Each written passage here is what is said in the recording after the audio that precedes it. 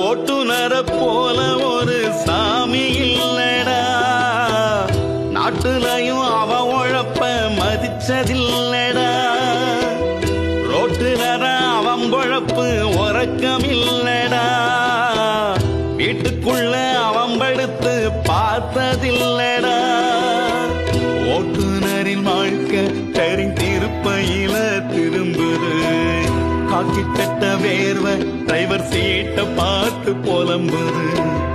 ஓட்டுநரின் சோகம் தேக்க மிதிக்கையில கதறுது, டிரைவர்களின் சாபம் அடுத்த பிறவையிலும் தொடருது. நாள் முழுக்க டீ கொடுத்து பொழுத கழித்திருப்பான், வீடு வந்து சேர்ந்தாதான் உசுரா